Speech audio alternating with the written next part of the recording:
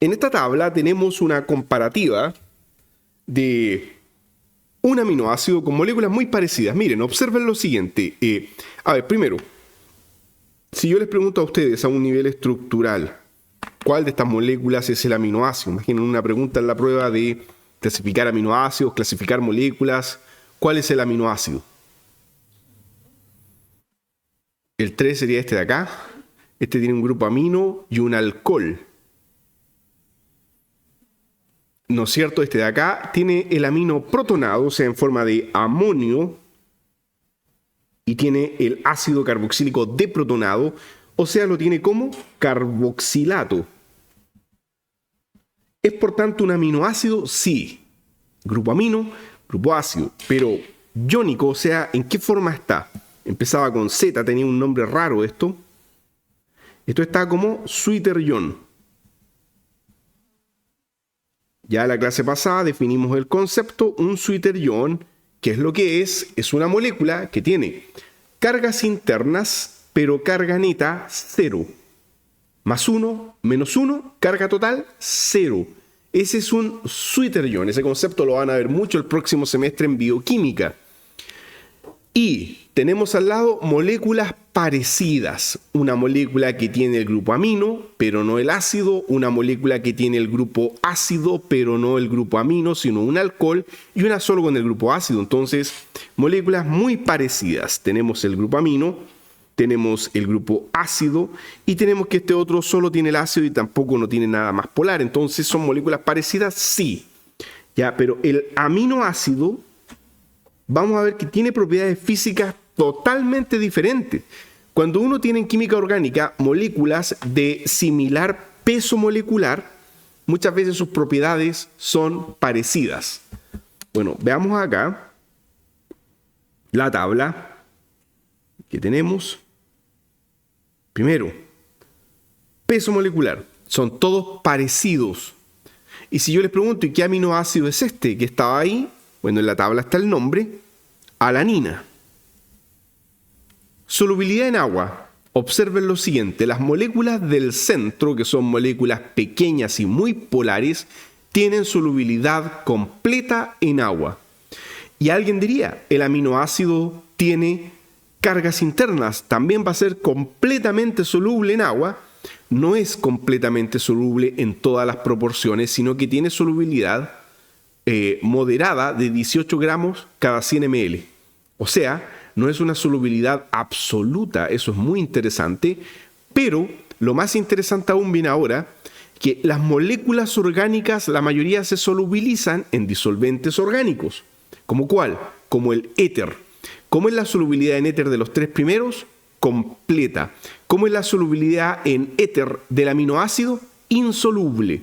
O sea, debido a que es un Sweeter-ion, no presenta solubilidad en un medio orgánico. Bastante interesante. Ya, por cierto, eso nos lleva a que los aminoácidos tienen propiedades específicas, necesarias para la vida, dado que presentan la capacidad de solubilización parcial en agua, y por eso es que permiten la formación de proteínas que se pueden anclar tanto a membranas lipídicas como ser solubles, como en el caso de las enzimas hidrosolubles. O sea, son tan versátiles que permiten la formación de estructuras lipofílicas en membranas o bien solubles en el citosol. Finalmente, el punto de fusión tenemos acá, melting point, alrededor de 300 grados Celsius, o sea, es demasiado alto. Eso es raro para una molécula orgánica. Una molécula orgánica tiene por lo general puntos de fusión bajos. Esta tiene un punto de fusión demasiado alto. ¿Por qué? Porque es un Sweeter-ion, se comporta como una sal, positivo y negativo, y las sales tienen elevados puntos de fusión. Entonces tiene un comportamiento como una sal interna. Y acá están los 20 aminoácidos necesarios para formar las proteínas y que ustedes se tienen que saber, ¿ya? Entonces, si uno, por ejemplo, así abre cualquiera, miren, yo voy a abrir, por ejemplo, acá arbitrariamente miren, si hago un zoom acá, lo digo, acá está la histidina, se puede abreviar con 3 letras o con una sola. Veamos el que sigue.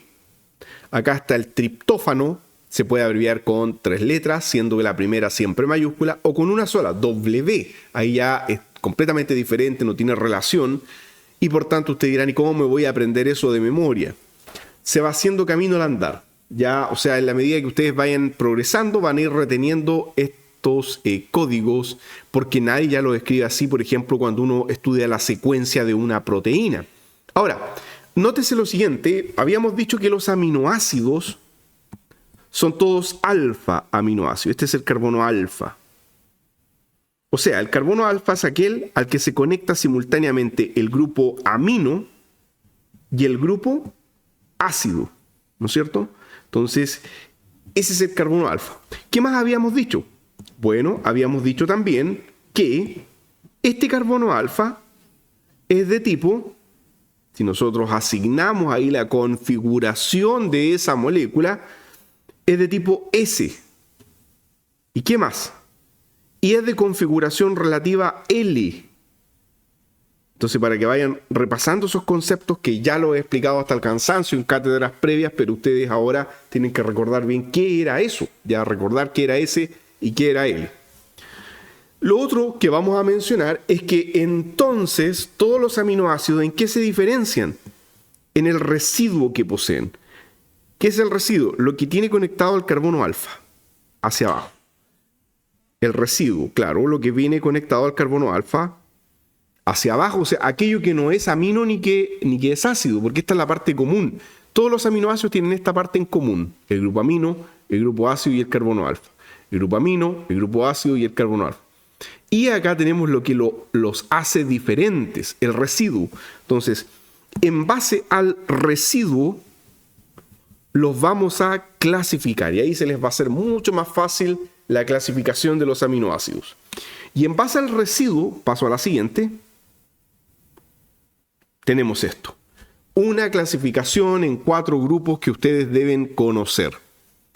Los aminoácidos los podemos clasificar en 4 grandes grupos. Primera idea general, ya cuando ustedes estén estudiando siempre tienen que sistematizar las ideas.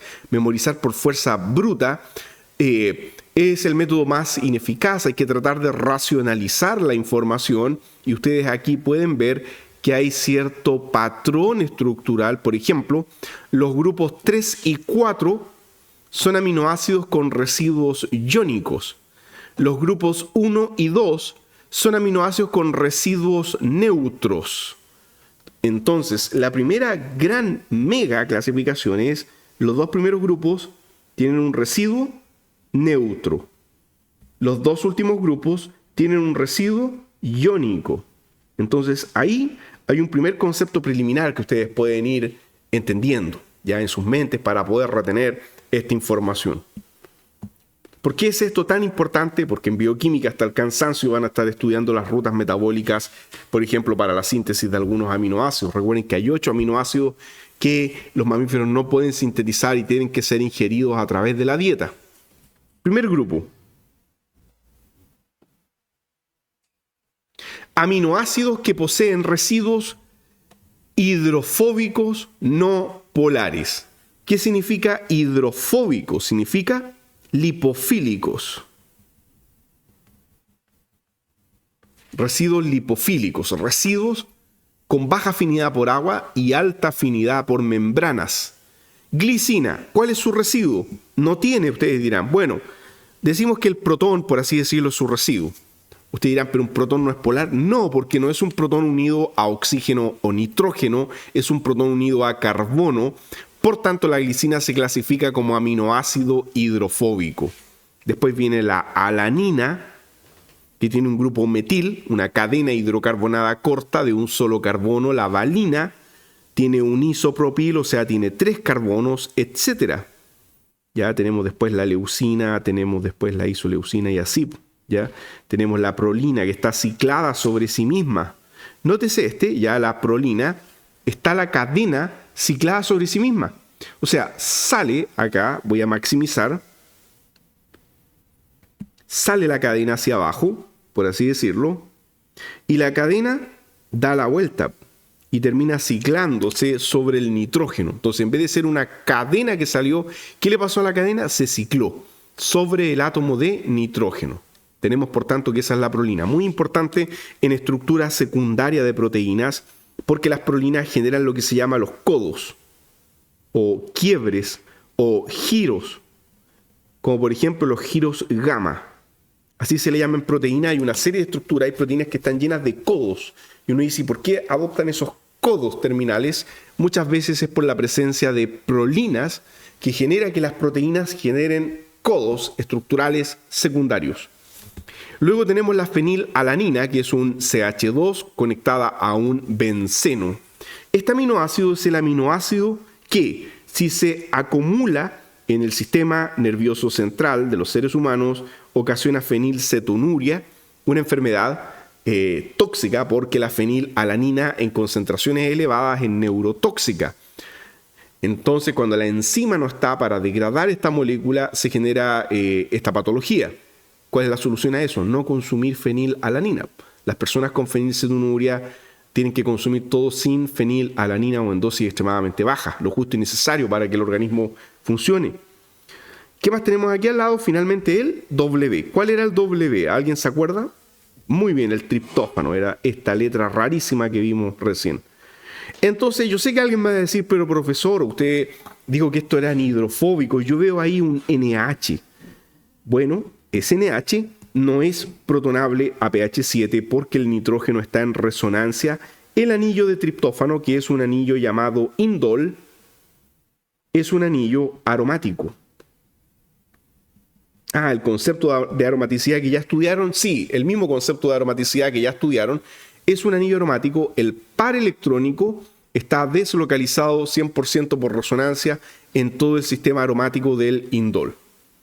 Por tanto, es un residuo no polar. Así que, ojo, el indol no se protona. Segundo grupo. Si los primeros eran hidrofóbicos, el grupo 2 es la contraparte.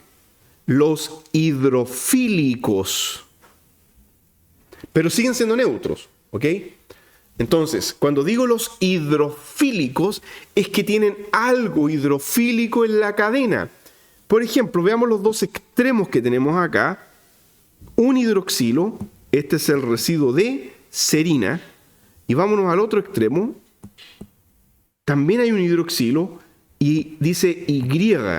Bueno, tal vez es más difícil que lo conozcan. Y es la tirosina.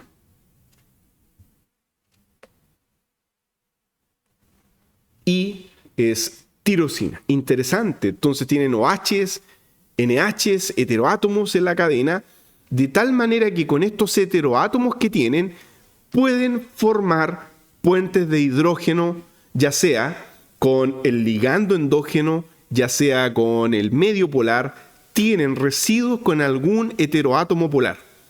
Pero son no ionizables a pH 7. Ninguno de estos grupos pierde o gana un protón. O sea, sus valores de pKa no permiten ni la liberación de un protón ni la captura de un protón. pKa que ya hemos estudiado hasta el cansancio en la parte ácido-base de este curso. Entonces, ven cómo aquí finalmente ustedes integran todo.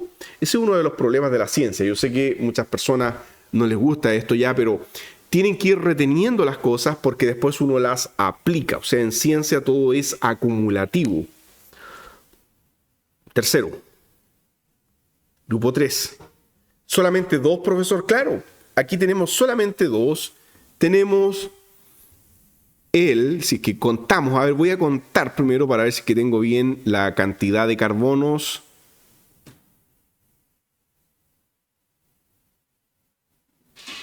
A ver, aquí tengo 1, 2, 3, 4.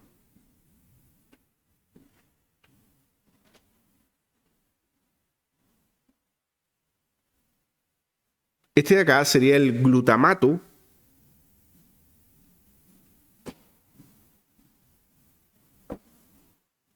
Y este otro es el aspartato. ¿Han escuchado hablar de un endulzante que se llama aspartame?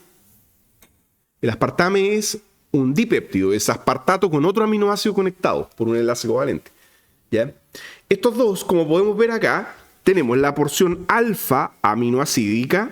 Entonces, esto sería alfa. carbono alfa, este de acá, carbono alfa.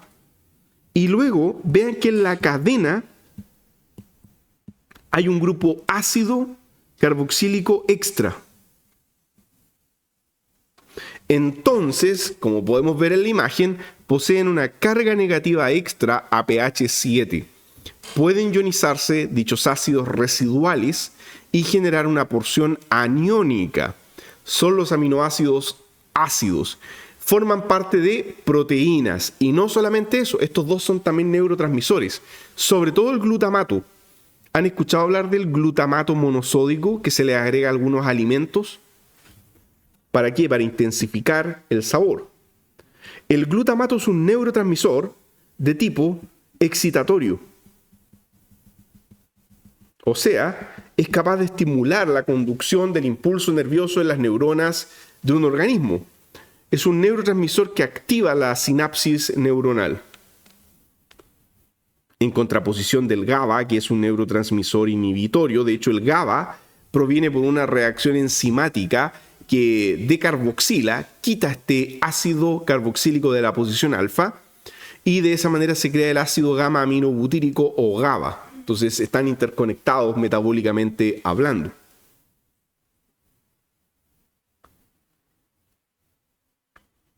Y el cuarto grupo que tenemos acá es la contraparte del grupo 3, o sea, aquellos que poseen un R básico ionizable, o sea, se va a cargar a pH fisiológico. Entonces, si el anterior era un residuo ácido, ahora tenemos un residuo básico. El residuo básico capta un protón a pH 7. Y tenemos estos tres, que son: el primero es la histidina, el segundo es una letra K, es la lisina, y el tercero es la guanidina o R.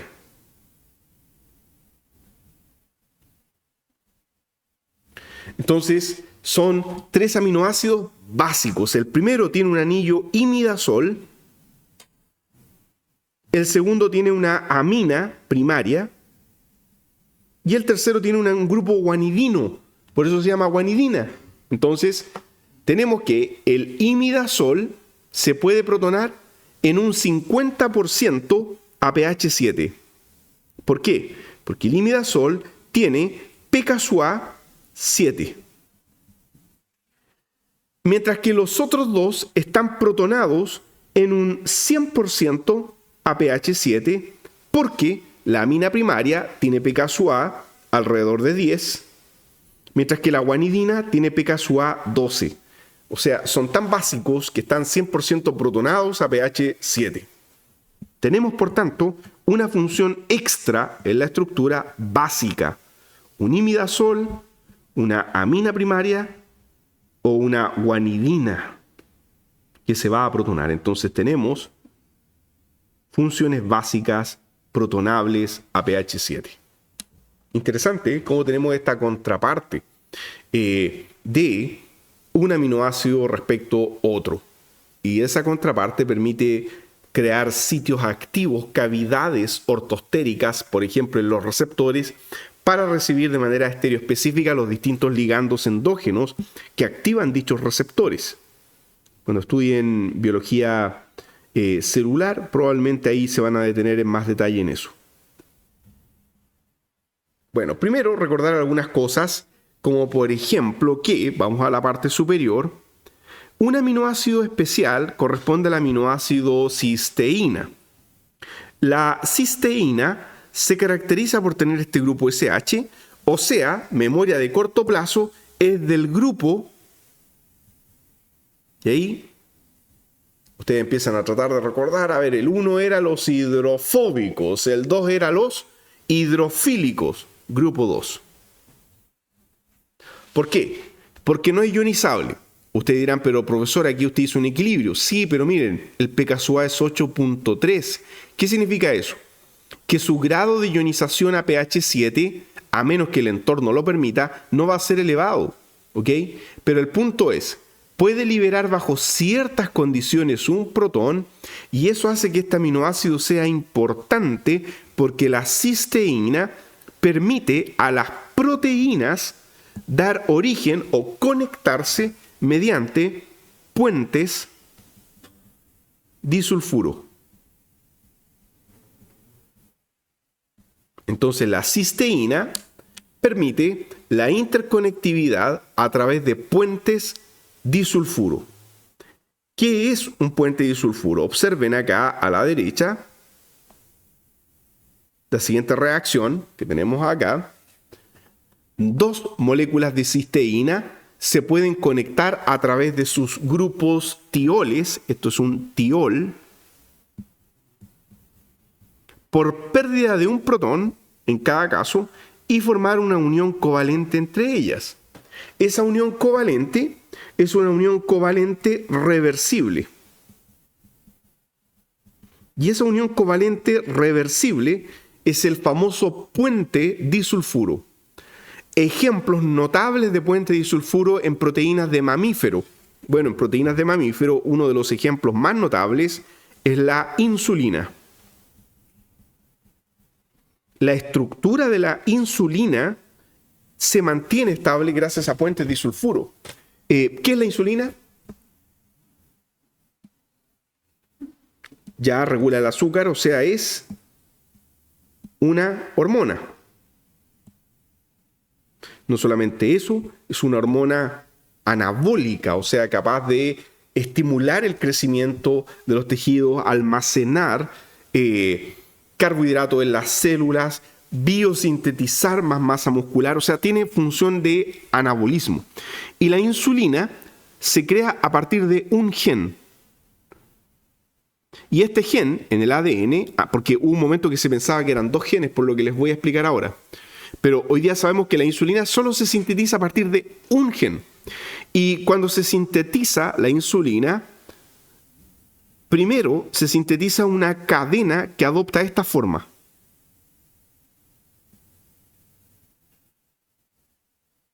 Ustedes dirán, eso es como una G, claro, pero ojo, es una cadena. ¿Una cadena de qué? De aminoácidos, ¿ok? Es una secuencia de aminoácidos. Y observen lo siguiente, y esta cadena, ya que tenemos acá, se estabiliza en esta forma por puentes disulfuro. Azufre con azufre, de un lado de la cadena con del otro lado de la cadena. Entonces hay puentes disulfuro que hace que adopte esa forma como esa G, por así decirlo. Y luego viene otra enzima, cuando la insulina ha sido creada en el ribosoma, viene después otra enzima que miren, que hace un corte acá. Entonces viene una enzima, que es como estos Pac-Man. Ustedes saben que las enzimas, ¿no es cierto?, son como los Pac-Man que van y cortan y viene a cortar acá. Entonces hay una enzima que corta la insulina para que ésta pueda adquirir su forma final.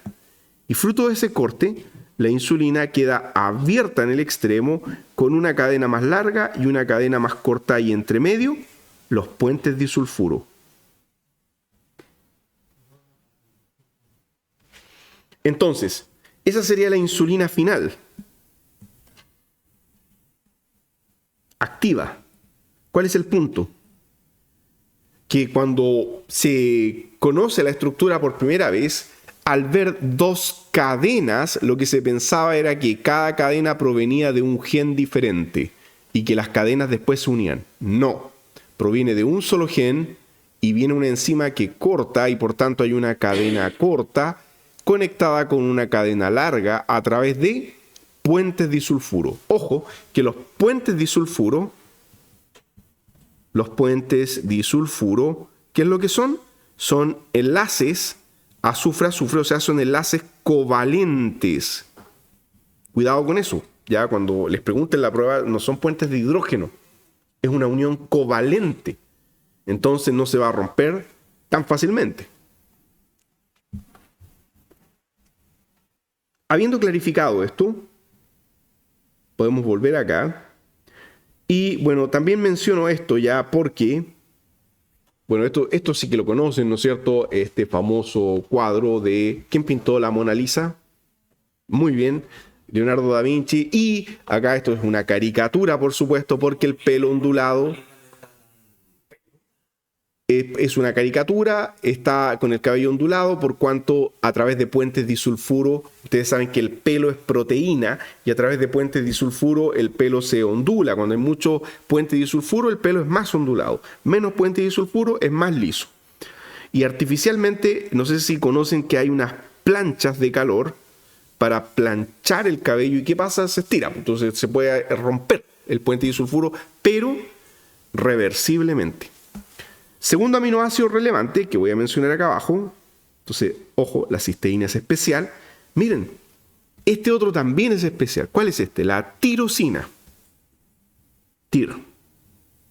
La tirosina es especial porque tiene un pKa de 10, o sea, va a estar neutro a pH 7, y por tanto también es del grupo 2. ¿Sí? ¿Por qué? Porque tiene un grupo polar. ¿Cuál es el grupo polar, profesor? El OH, no el benceno, el OH. Y tiene un pKa de 10. Por tanto, eventualmente ese protón, bajo condiciones enzimáticas, podría ser removido y luego se utiliza para biosintetizar las hormonas tiroideas. Las hormonas tiroideas presentes en todos los mamíferos. ¿Ok? Las hormonas tiroideas que regulan el metabolismo. Las hormonas tiroideas son las hormonas que, ¿qué es lo que hacen? Estimulan el metabolismo. O sea, en vez de ser anabólicas, como lo es la insulina, son hormonas, ¿cómo se llama lo contrario del anabolismo? Muy bien, son hormonas catabólicas. Estimulan el catabolismo. El catabolismo, estoy hablando de los mamíferos. Por ejemplo, un mamífero acuático, ustedes que son marinos, biólogos marinos, una ballena. Hay ciertas ballenas, hace poco me enteré que vivían más de 100 años. ¿No? Es realmente sorprendente. Tienen un tiempo de vida extenso y eso permite el crecimiento enorme al que pueden llegar también. Bien, entonces tenemos el catabolismo regulado por hormonas tiroideas. Aparte de los aminoácidos que mostré en la tabla anterior, a ver, pregunta, memoria de corto plazo, ¿cuántos aminoácidos habían en la tabla anterior? ¿Cuántos son los aminoácidos, en otras palabras, que forman las proteínas? 20, muy bien, son 20. Pero se han encontrado estos que están acá, que están fuera de los 20. Entonces, ¿cuál es la pregunta? ¿De dónde vienen? ¿Será que este es el 21, 22, 23 y 24? No. Estos aminoácidos que están acá provienen de los 20 aminoácidos necesarios para la vida, pero han sido modificados posttraduccionalmente. Ya, ahora ustedes como biólogos me van a decir qué significa posttraduccional. No es posttranscripcional, es posttraduccional. Conceptos de biología molecular que deberían conocer, o bueno, que van a ver en algún momento. Por ejemplo, cuando yo digo que a partir de ADN se biosintetiza ARN, ¿cómo se llama ese proceso? Y después del ARN, la proteína. La primera parte, muy bien, esta es la transcripción. Y la última etapa, la traducción. Entonces, cuando decimos que son aminoácidos modificados post-traduccionalmente, se refiere a que una vez que la proteína ha sido sintetizada, después de la traducción, vienen enzimas que le conectan estos grupos a la proteína de interés. O sea, la proteína, y yo se los mencioné también en algún momento, cuando la proteína sale del ribosoma, vienen otras proteínas que la toman y se la llevan a otro organelo, y en ese otro organelo la pliegan de una forma específica para que cumpla su función, y además ocurren a veces estos procesos, que llegan enzimas que le añaden grupos funcionales extra. Por ejemplo, la O-fosfoserina tiene un grupo fosfato, la 4-hidroxiprolina tiene un grupo hidroxilo extra, es una prolina hidroxilada. La hidroxilisina tiene un grupo hidroxilo extra en la cadena de la lisina. El ácido carboxiglutámico, o sea, es un glutamato con otro ácido extra. Esos son modificaciones post-traduccionales, pero no son aminoácidos que vengan más allá de los 20, sino que se derivan de los 20. También en la siguiente imagen hay aminoácidos importantes que no se hallan en las proteínas. A ver, vamos al tiro a uno relevante, el último. Estábamos recién hablando de esto. ¿Qué es esto? Una hormona tiroidea. Ah, ya. ¿Cuál es esta? La L-tiroxina, también conocida como T4. Y ustedes saben, o tal vez si es que han leído un poco del metabolismo de los mamíferos, a partir de la T4 se biosintetiza la T3. ¿Ok? Bueno, el punto es, químicamente, ¿qué es lo que es? Un aminoácido. Miren, vean la parte de acá, tengo el amonio, tengo el carboxilato, tengo el carbono alfa. Luego, observen lo que sigue. Bien, ya tenemos el residuo que en algún momento tuvo ese fenol de PKSUA10 que estábamos mostrando recién. Entonces, toda esa parte proviene del aminoácido tirosina. Entonces, la tirosina, por metabolismo enzimático, da origen a la hormona tiroidea, por ejemplo, a la T4. Entonces, esta hormona llamada L, porque es de la serie L de Fischer, tiroxina, ojo, no es tirosina con S, es tiroxina con X, la hormona, ¿ok? Esta sería entonces la hormona tiroidea T4. Es un aminoácido, pero no es parte de las proteínas, la hormona me refiero, porque ya está transformada esa tirosina inicial en una tiroxina final para cumplir ahora una función hormonal estimulante del metabolismo. Y tenemos también que se han encontrado los siguientes aminoácidos importantes, pero no en proteínas. Ejemplo dice acá la beta-alanina, la D-alanina, que está en polipéptidos de algunas paredes celulares bacteriales. O sea, esto sería como una pequeña excepción a la regla, ¿ok? La D-alanina. Las bacterias pueden ocupar D-alanina, pero de manera muy específica para dar origen al péptido glicano de sus paredes, o sea, por fuera de la bacteria, ocupan esto para armar parte de las paredes bacteriales. Ácido gamma aminobutírico es el neurotransmisor inhibitorio por excelencia, el que induce en los animales el sueño, los estados de reposo.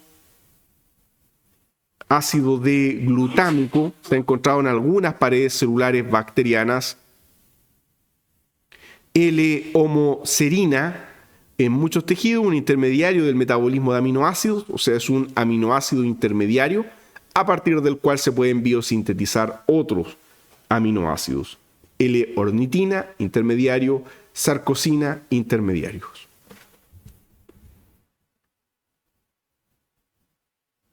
Bien, llegado a este punto, vamos a tener que definir un concepto súper relevante y aquí presten atención porque es un concepto que los va a acompañar hasta el final y les va a permitir aplicar algunas técnicas, por ejemplo, técnicas de purificación de proteínas o técnicas de identificación de proteínas y péptidos.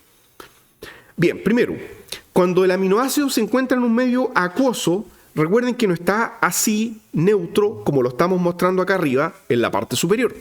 Acá el aminoácido está neutro, o sea, tiene el ácido con el protón, tiene el amino neutro. ¿Qué es lo que ocurre? El ácido puede liberar el protón. ¿Y qué más? El amino, que es una base, puede captar el protón. ¿Dónde está el carbono alfa? Muy bien, entonces está acá en el centro, ya ahí tiene un residuo, ¿no es cierto? Algo conectado ahí.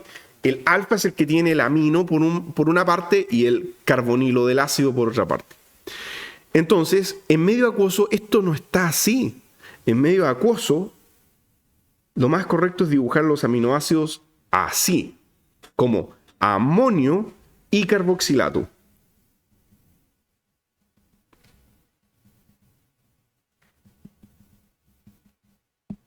Y esta estructura tiene una carga neta o carga total igual a 0, ¿ya? Porque tenemos una carga positiva, una carga negativa, y si el R es neutro, su carga total sería 0. En tal caso, hablamos de un suiterión o de una estructura suiteriónica de dicho aminoácido. Y sabemos que la mayoría de los aminos tiene PKSUA9, la mayoría de los ácidos tiene PKSUA5, entonces surge la pregunta, ¿a qué pH existe el suiterión? Me explico. 1. En solución ácida,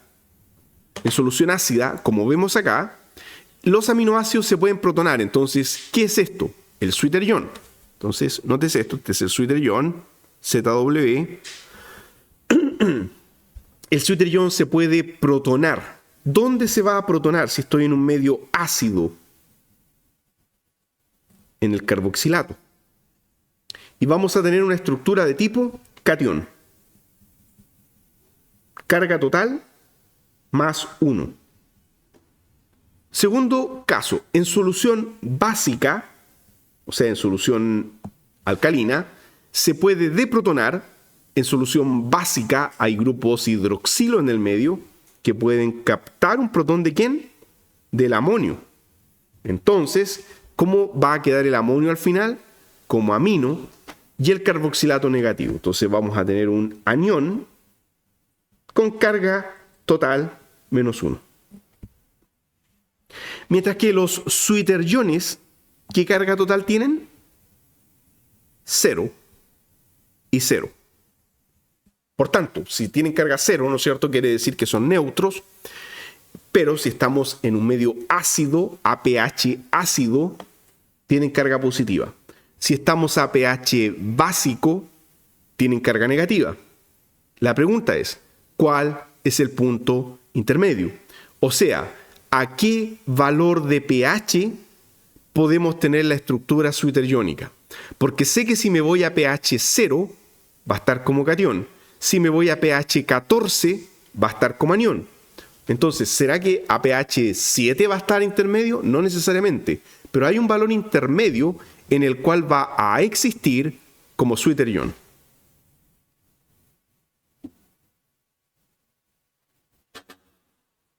Y dicho valor intermedio recibe este nombre: punto isoeléctrico. ¿Lo habían escuchado antes? Yo creo que sí. En algún curso de proteínas, tal vez preliminar. El punto isoeléctrico es la base para algunas técnicas. Han escuchado hablar de Westerblot, por ejemplo. Electroforesis en gel. Bueno, lo que ocurre es que el punto isoeléctrico es el pH al cual el aminoácido existe como Sweeter-ion. Punto isoeléctrico, lo vuelvo a definir, es el pH al cual un aminoácido, un péptido o una proteína, podemos extender el concepto, existe en forma de Sweeter-ion. O sea, punto isoeléctrico es el valor del pH al cual dicho aminoácido, péptido o proteína tiene carga total 0, o sea, está neutro.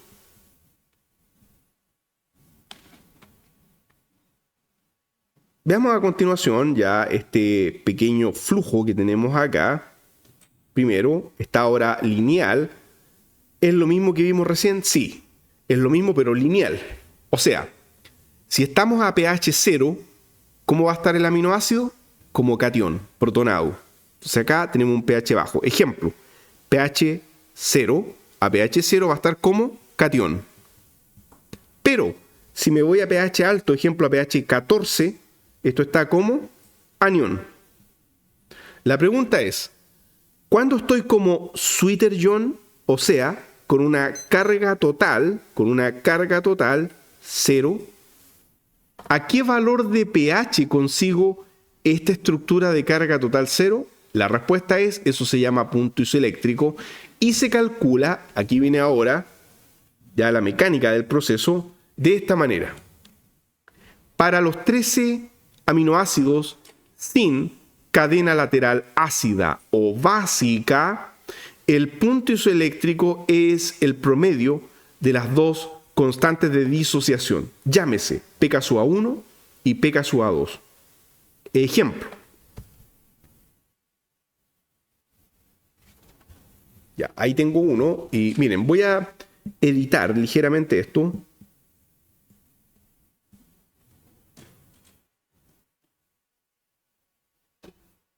Entonces, presten acá atención un segundo. tenemos esta situación. Esto está conectado ahí y esto tiene un protón. Pregunta, ¿qué aminoácido es este? Sí, no tienen por qué saberse los 20 todavía, pero es que esto ya lo hemos visto varias veces. Entonces, ¿cómo está la memoria de corto plazo? Tienen que acostumbrarse a ver estructura. Esto no lo pueden leer y estudiar como si fuera a leer una novela. Esto deben estudiarlo activamente, dibujarlo, escribirlo, ya hacerse ustedes mismos una prueba en una hoja blanca y tratar de retener la estructura química. Corresponde a la alanina, porque su residuo, entonces aquí uno dice, ¿dónde está el carbono? El carbono alfa, acá está el carbono alfa, su residuo es un metil, y esa es la alanina.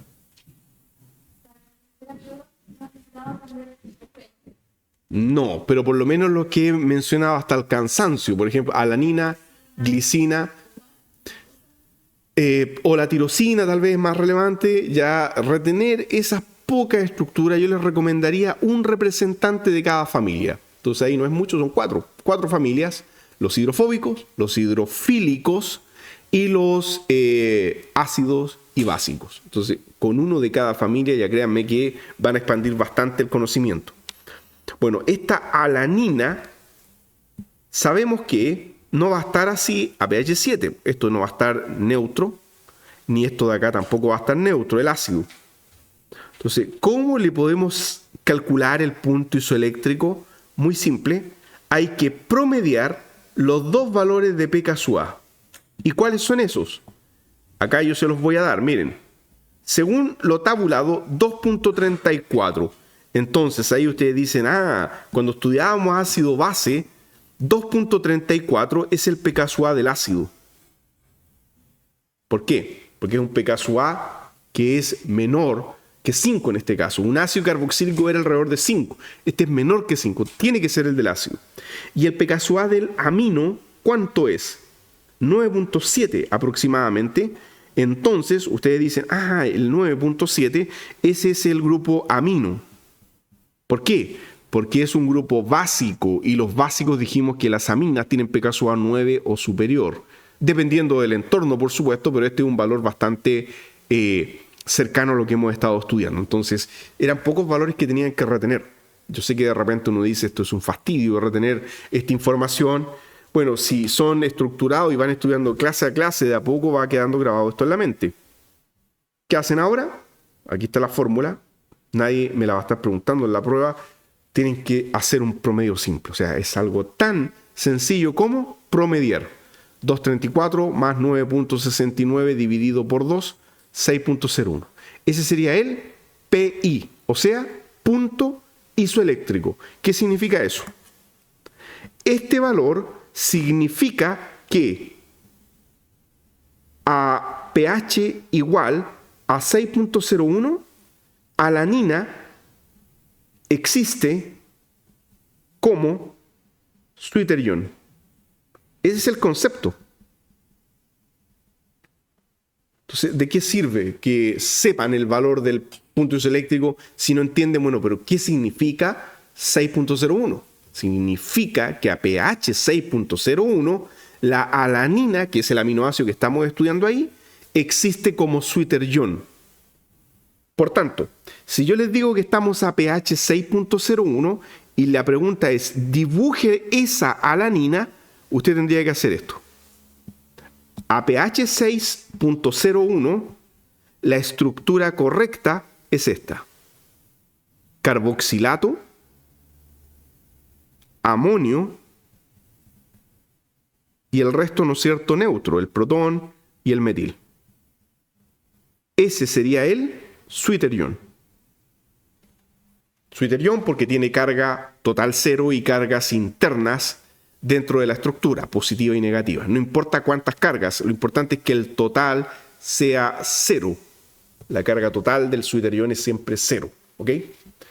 6.01. Hagamos otro estudio. ¿Ya? Y, profesor, ¿y qué pasa si el aminoácido es más complejo? Vamos para allá.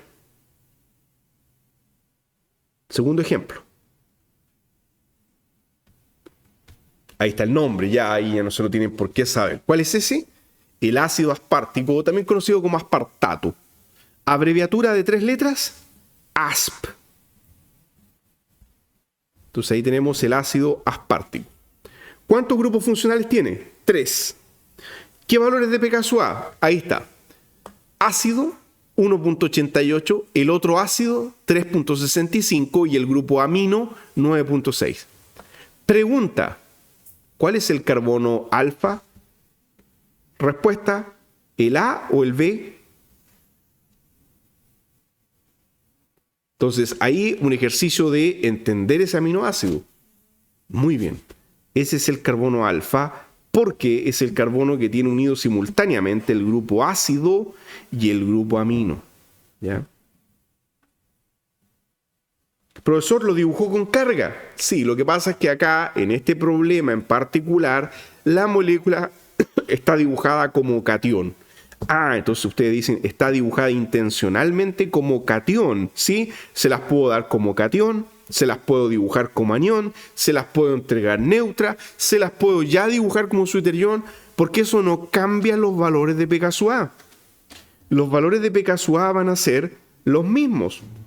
Entonces, la forma catiónica, en este caso, significa que su carga total es más 1, positiva. Ya, pero el punto ahora es el siguiente. Profesor, tenemos 3 valores. ¿Qué promediamos? Respuesta. Tiene que promediar, o sea, hacer el promedio, y la respuesta no es tan directa, ya, tiene que promediar los 2 valores más cercanos entre sí. Tiene que promediar los 2 valores más cercanos entre sí. Profesor, ¿no promedio los 3? No, ahí va a estar el error en la prueba, ahí van a pisar el palito si promedian los 3. Ya en una prueba de alternativas, por ejemplo, podría estar el promedio de los 3. Tengo que promediar 2, sí. ¿Cuáles 2? Hay varias posibilidades. Los 2 más cercanos. Entonces, ¿qué les dice el sentido común? ¿Qué les dice la matemática lógica? ¿Dónde está la menor diferencia numérica? ¿Cuáles son los 2 más cercanos numéricamente? El de arriba ya 365 con... Muy bien, con un 88. Entonces, si ahora vamos aquí abajo, porque esto está resuelto, ahí está. 1.88 más 365 dividido por 2, 2.77. ¿Ok? Entonces, ¿ese es el valor del punto isoeléctrico? Sí. ¿Qué significa 2.77? 2.77 significa que a pH 2.77, a pH igual 2.77, el aspartato existe como suiterión.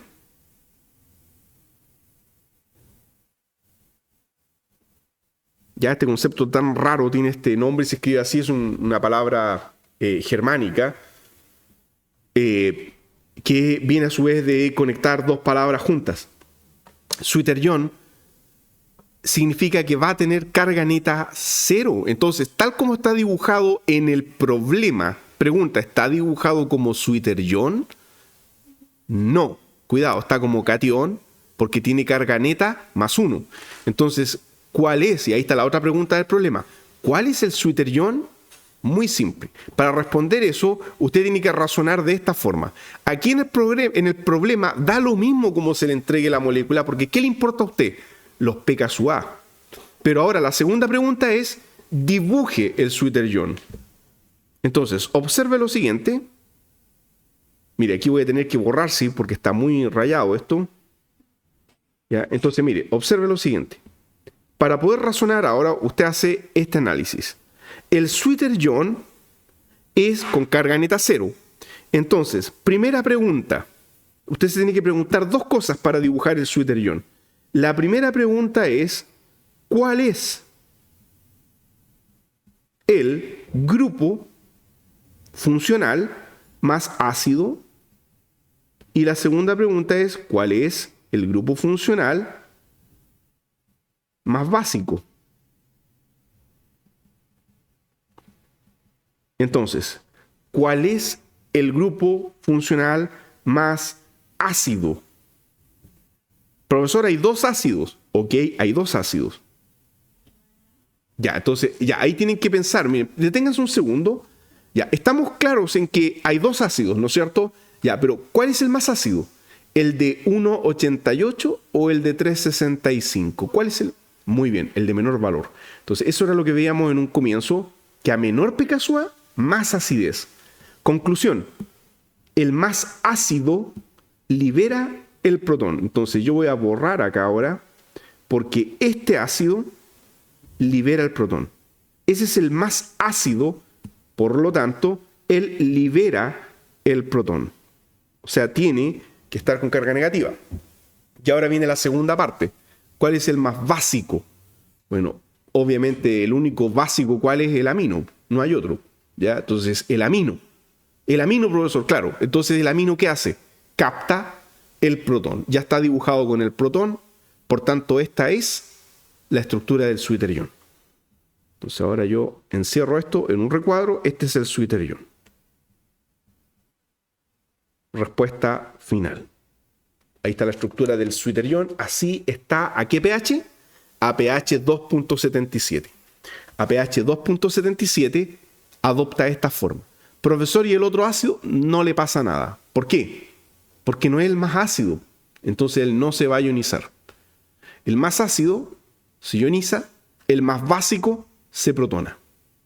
Esa es la estructura del suiterión, en este caso a pH 2.77. Tercer problema. Vamos ahora a la estructura de acá al lado. ¿Qué pasa si en vez de este tuvieran que enfrentar esta molécula? Y ahí está con los tres valores ya entregados.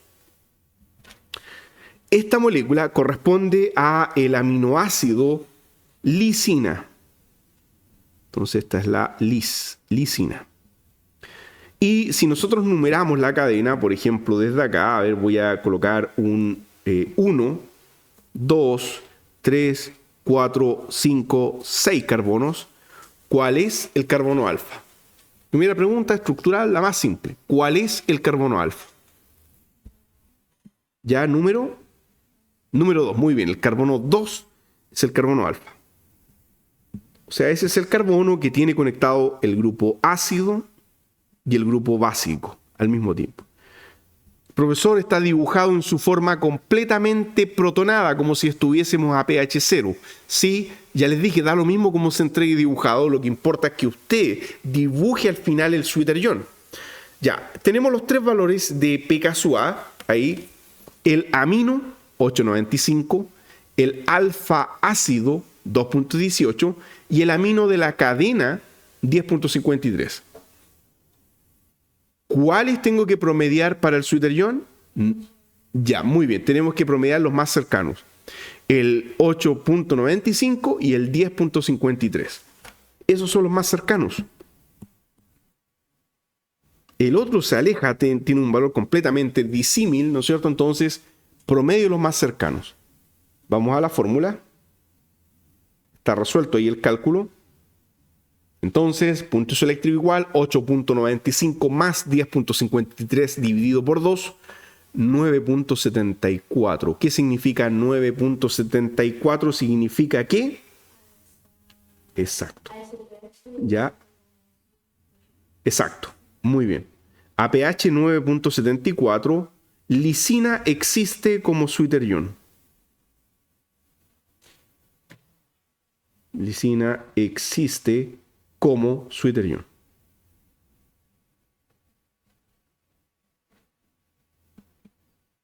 Te dirá, bueno, ¿por qué nos interesa tanto saber el pH? Bueno, nos interesa saber porque si yo conozco el pH punto isoeléctrico, puedo separar una mezcla de aminoácidos. Esa es la gracia. O sea, esta técnica, como les voy a mostrar luego, permite separar aminoácidos.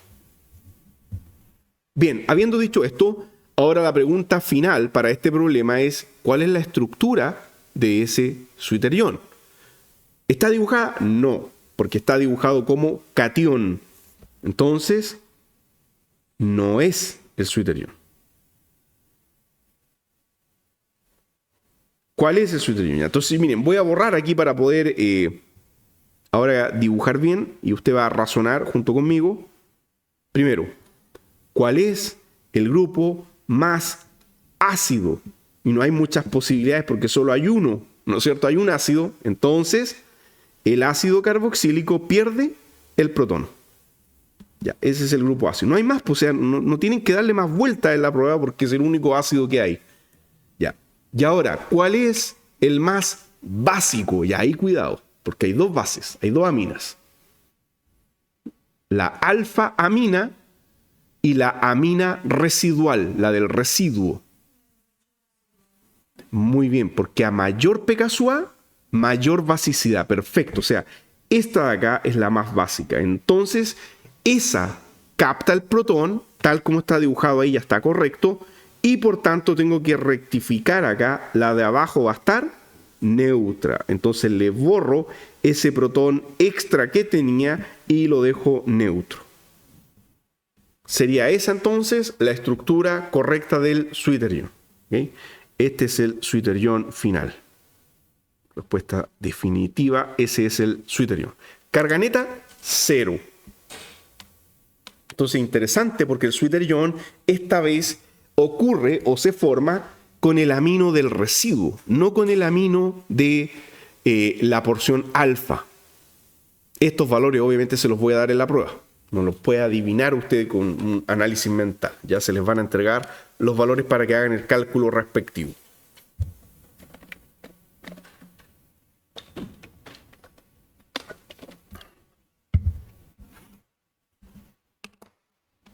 Bien, como pueden ver, si son ordenados van a poder encontrar el valor de cualquier aminoácido. Sigan este razonamiento. Cuidado con promediar a la rápida los 3 valores, esos van a ser los errores. ¿Y cuál es la aplicación de esto? ¿Para qué hacemos esto, profesor? Las diferencias en puntos isoeléctricos de los aminoácidos permiten separarlos mediante la técnica de electroforesis. Ya, entonces, por extensión, esto no solo permite separar aminoácidos, sino que, por extensión, esta técnica permite separar péptidos, que son proteínas cortas, y proteínas propiamente tales.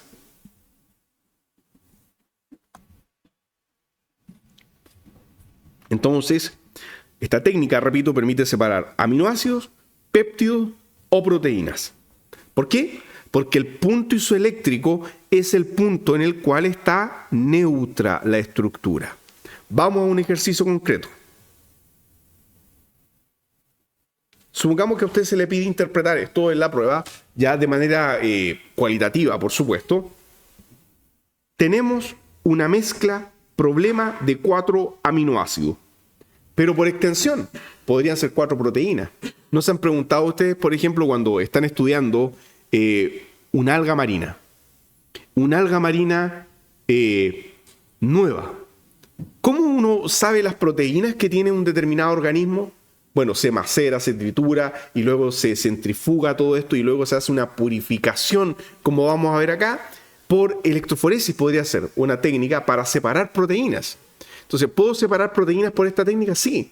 Ustedes las separan y ya pueden identificarlas después. Entonces, acá, claro, porque obviamente tengo que explicarlo de manera simple y pedagógica, en vez de 4 proteínas que tenemos acá, 4 aminoácidos. Primer aminoácido, arginina. ¿De qué tipo es? ¿Cómo vamos a saber eso, profesor? Pero es que mire, piense un segundo, ¿ya? ¿Cuál es el carbono alfa? Primero ordene en su mente la estructura que está ahí. Ya sí, el error es tratar de contestar toda la rápida en la prueba. Piensen un segundo, miren, acá está el ácido, acá está un amino y este carbono de acá tiene los dos. Entonces sí, muy bien, ese es el alfa. Muy bien, ese es el carbono 2. Claro, el 1 siempre es el carbonilo, este es el carbono 2. Y observen, el resto es el residuo, o sea, es una cadena que tiene 3 grupos CH2 y un grupo guanidino. Aminoácido, arginina. Entonces tenemos que la arginina ya contiene el grupo guanidino terminal, contiene esta cadena y finalmente, ¿no es cierto?, tenemos acá el carbono alfa. Ya rectifiquen el nombre, creo que se los di mal. Al principio para este aminoácido dije que era la guanidina, no, guanidino es el grupo funcional, ¿ok? El nombre del aminoácido es arginina. va a quedar el registro, así que ahí lo pueden rectificar. Ya. ¿Está como Switterion? No. ¿Cuál es su carga total a el pH del problema? Que no se los he dado. Permítanme buscar acá. Dice pH de la matriz, pH del problema. Miren, a este pH estamos trabajando. A pH 6. Entonces, a pH 6, vuelvo a la imagen de inmediato, esto está así. O sea, ¿qué es esto? ¿Qué carga neta tiene? Perfecto. O sea, es un catión. Se les da la estructura. Ya. Segundo aminoácido de la mezcla. Vamos a la derecha. Alanina.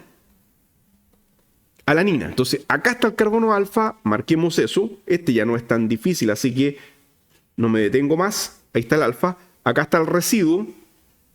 Pregunta. A pH 6 está así. ¿Es esto Switterion? Sí, muy bien. Entonces, perfecto. Este sí está como Switterion. Carga total, 0. El anterior no le puse. Carga total el anterior, más 1. Muy bien. Ya, eso es importante dejarlo explícito acá en el problema. Tercer análisis. Vamos para abajo. Quedan estos dos solamente. Ácido aspartico. Aquí está el punto isoeléctrico. Ya, pero a pH 6 está así. ¿Qué carga tiene? Perfecto. Entonces tenemos que estar como anión, carga total igual menos 1. Y el último a pH 6 es la isoleucina, carbono alfa, aquí lo voy a marcar. Ahí está el carbono alfa. El residuo es esta cadena hidrofóbica no polar.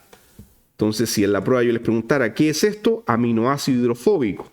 Se les puede dar la estructura, pero ustedes tienen que hacer el análisis. Esto es un aminoácido hidrofóbico porque tiene una cadena hidrofóbica, no hay grupo polar. Bien, a pH 6, esta es su estructura. A pH 6 está como... Perfecto, sí, este está como Switterion. Y por tanto su carga neta es 0. Carga total 0. Ya, entonces...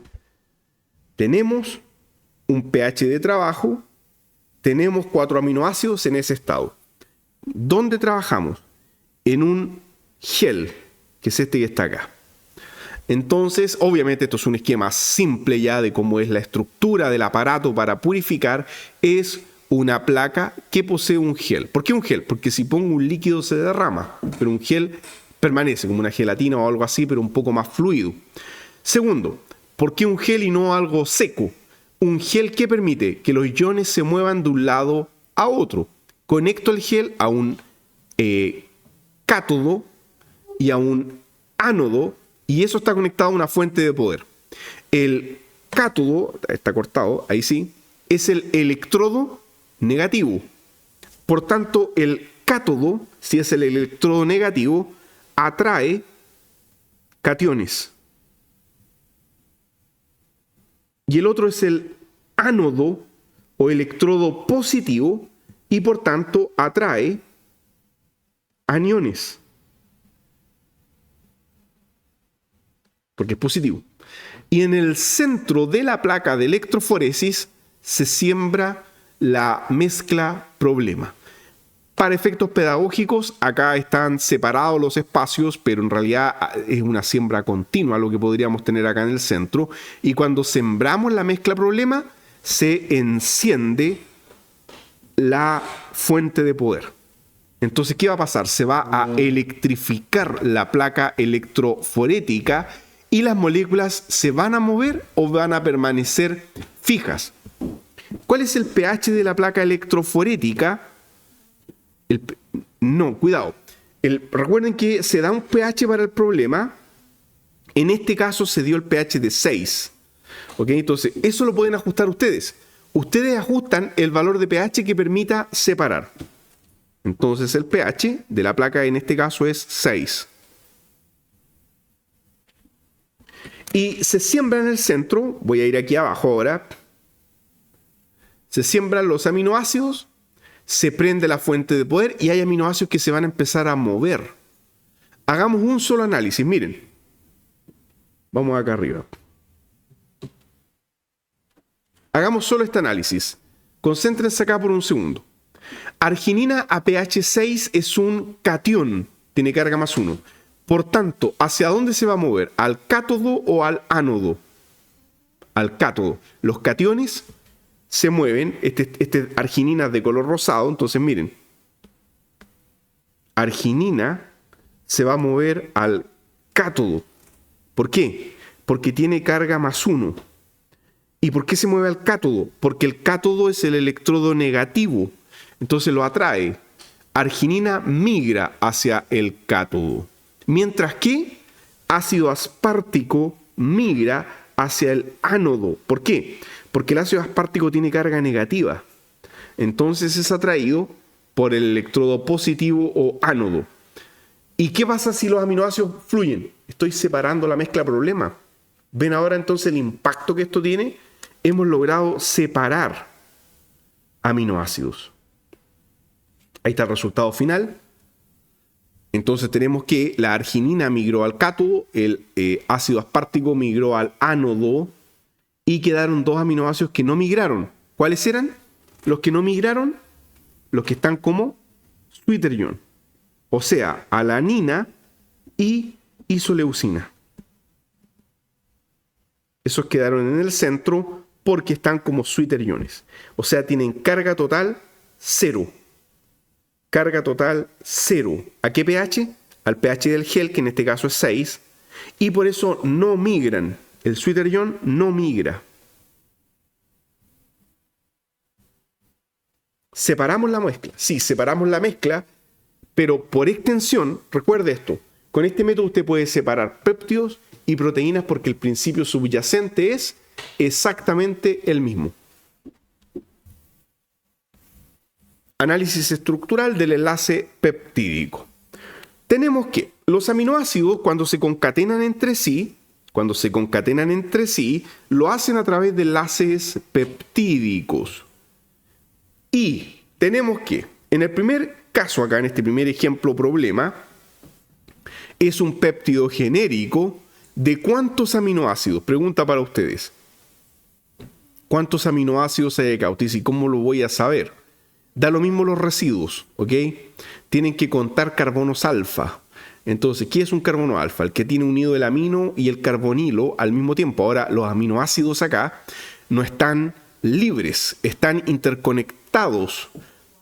Perfecto, entonces tenemos un carbono alfa, otro carbono alfa, tercer carbono alfa y cuarto carbono alfa. Muy bien, 4 aminoácidos.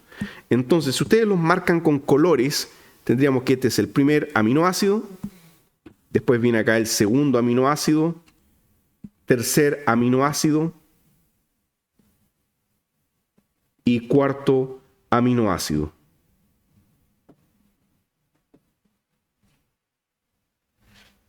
Pregunta, ¿el orden de unión es conmutativo? ¿Puedo yo permutar alguno y es lo mismo? No, ¿no es cierto? Recuerden eso. La unión es una unión no conmutativa. No da lo mismo el orden. Segunda observación. En esta cadena quedó el grupo amino libre a la izquierda, llámese la región N-terminal. Entonces, cuando lean en un paper o en un libro de bioquímica sobre la región N-terminal de la proteína, se refiere a esto. El nitrógeno libre que queda en una parte de la hebra de la cadena versus la región carbono terminal, se refiere a esto. Cuando dicen la región carbono terminal, se refiere al carboxilato terminal de esa cadena peptídica, que queda acá en este caso a la derecha. Por convención, las cadenas de aminoácidos, a menos que se diga lo contrario, se escriben así. N-terminal a la izquierda, carbono terminal a la derecha. Si no es así, se tiene que explicitar cuál es el punto de inicio. O el N-terminal o el carbonilo inicial. ¿Ya? Vamos adentrándonos ahora a esta parte peptídica. Pregunta, ¿y este que está acá, también es un tetrapéptido?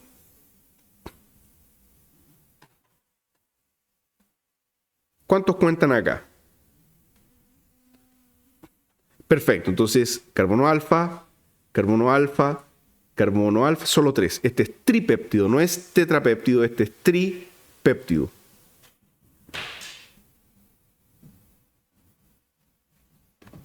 ¿Qué más podemos decir?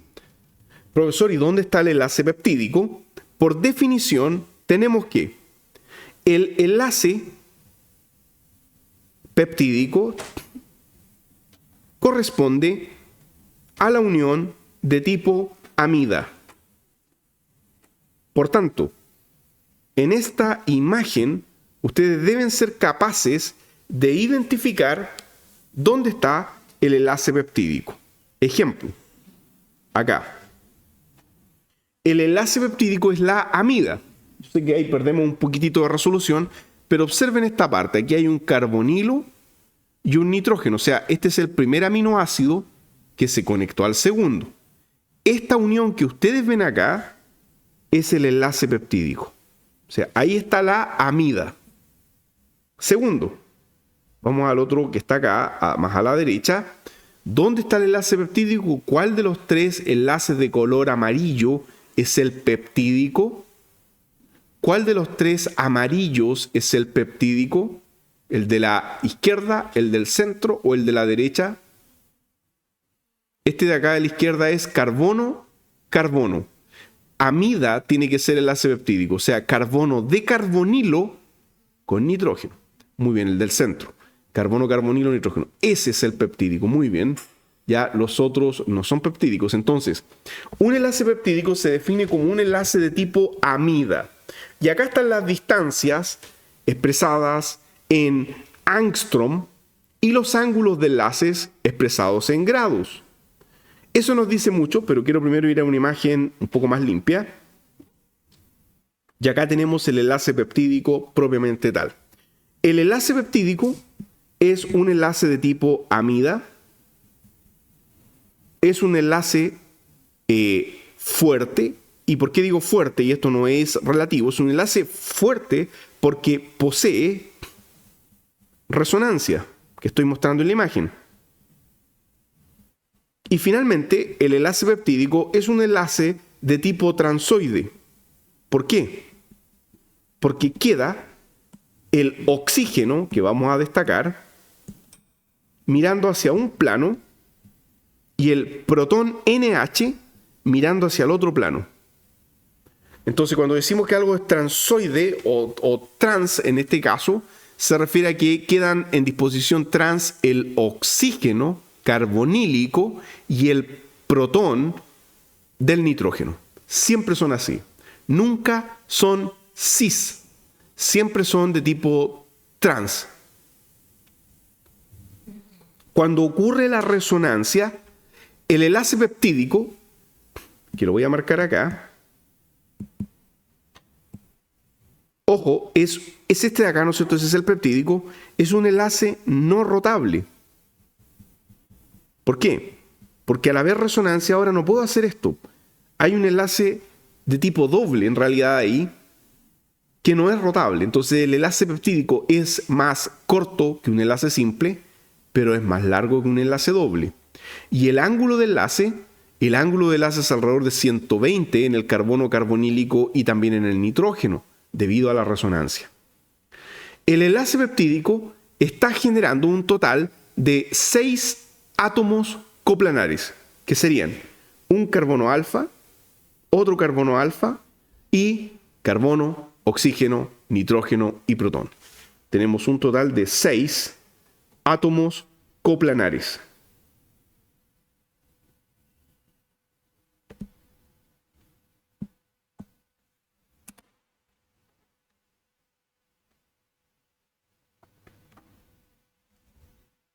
Pregunta, en este que está acá, ¿cuántos aminoácidos detectan?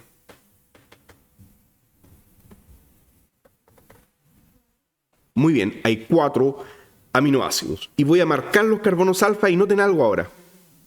Carbono alfa, carbono alfa, carbono alfa y carbono alfa. Recuerden que en la prueba puede haber algo así como esto, pero en vez de R, aquí va a estar, por ejemplo, el protón de la glicina, el metil de la alanina, el CH2OH de la serina, etc. ¿Se entiende? Así que tienen que identificarlo ahí bien en la prueba. No confundirse porque no va a decir así R. Va a haber algo real ahí.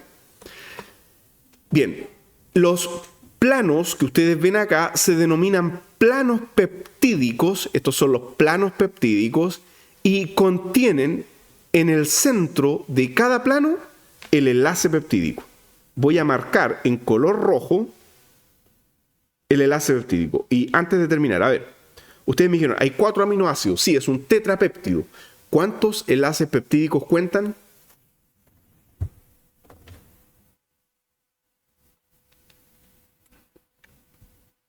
Son 4 aminoácidos. ¿Pero hay 4 enlaces peptídicos o no? Hay menos. ¿Cuánto? El enlace peptídico es carbono de carbonilo con nitrógeno. Entonces acá hay 1. 3, sí, muy bien. Este es 1. Aquí viene el otro enlace peptídico. Y finalmente, el último enlace peptídico.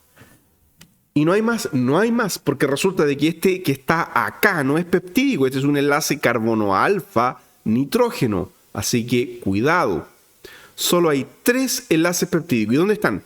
En el centro de los planos peptídicos. Pregunta. ¿Quedaron en disposición trans el protón y el oxígeno de la amida?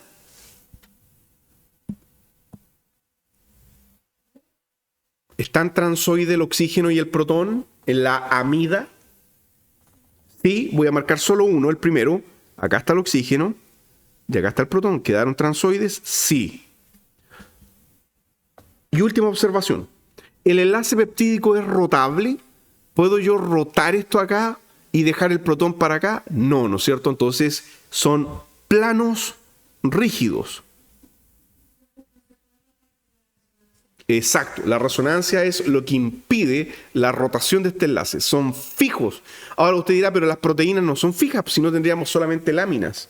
No, no son fijas. ¿Qué es lo rotable? Entonces ahí la pregunta ahora estructural clave de todo esto, ¿cómo es que las proteínas tienen forma de espirales, forma, ¿no es cierto?, bueno, de hélice en realidad, forma de láminas, hacen giros? ¿Cómo es que una proteína tiene forma? Porque mire, ¿dónde se unen estos planos peptídicos? En los carbonos alfa. Entonces, si yo tengo un carbono alfa acá, este carbono alfa, fíjense en el primer punto solamente, concéntrense aquí, el primer carbono alfa, observen esto, tiene libre rotación para un lado y el otro enlace, libre rotación para el otro lado. ¿Por qué sí pueden rotar? Porque no son peptídicos. Estos enlaces son enlaces carbono-nitrógeno no peptídico y carbono-carbono no peptídico. Sí. No se rotan nunca, son fijos. Los enlaces peptídicos son siempre fijos. Quedan así, tal como está, transoide del oxígeno con el protón. Pero los enlaces de carbono alfa, nitrógeno, carbono alfa, carbono carbonílico sí son rotables. Esos enlaces sí tienen rotación, los planos giran y por tanto podemos tener proteínas que adoptan múltiples formas en el espacio.